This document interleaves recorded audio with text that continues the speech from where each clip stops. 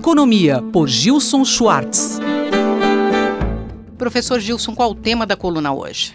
Vamos falar hoje de inovação, pegar como gancho uma reportagem de capa da revista The Economist, realmente um cartoon mostrando uma garotada de skate saindo de São Francisco, deixando São Francisco para trás no horizonte, e a chamada é Peak Valley.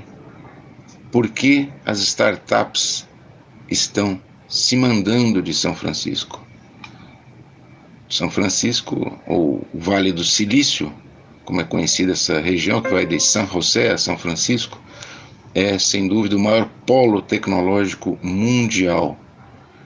Muitos chegaram a considerar que a atividade nessa região parecia Florença no período da Renascença. O fato é que nos últimos anos, especialmente a partir de 2015, o retorno sobre o capital dos investidores de risco nas empresas, as startups do Vale do Silício, teve uma quebra, como teve uma quebra em várias outras regiões. E esse aqui é o ponto de preocupação. Não apenas um exodus, um êxodo tecnológico já está em curso na região do Vale do Silício, como na realidade o que se percebe nesses últimos 2-3 anos é já um declínio nessa dinâmica de inovação.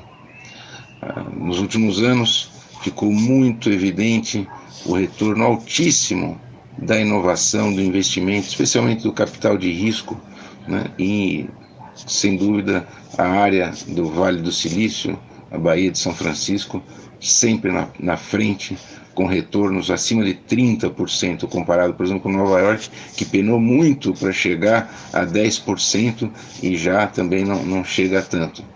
Hoje em dia a concorrência é muito maior, já não tem grandes descobertas ligadas simplesmente à internet. As outras áreas de inovação científica e tecnológica trazem retornos na margem menores, E o fato é que também questões culturais de gênero fazem a diferença. Por exemplo, em todo esse investimento, o investimento em empresas lideradas por mulheres, investimento em empresas lideradas por mulheres ficou abaixo de 2% no Vale do Silício. Professor, qual a situação do Brasil neste cenário de inovação? O Brasil chega nessa onda de inovação baseada realmente em territórios de conhecimento, territórios de pesquisa, chega nessa ideia tardiamente.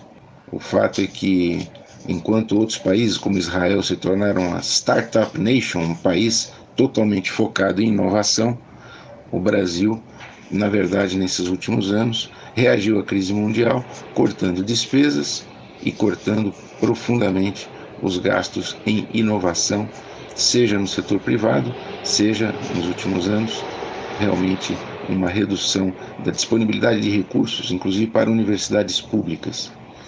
O fato é que nas grandes áreas globalizadas, onde se dá pesquisa de ponta e inovação, e não apenas em São Francisco ou Manhattan, em todas essas oportunidades de investimento, quando surgem conectadas às universidades.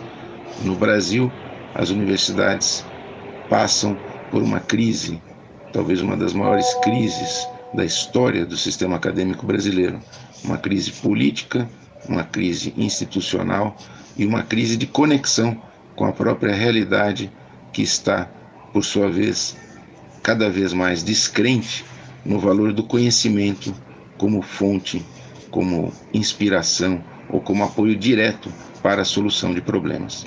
Semana que vem voltamos comentando tendências da economia, política e tecnologia no Brasil e no mundo. Eu, Simone Lemos, ouvi o professor Gilson Schwartz. Economia, por Gilson Schwartz.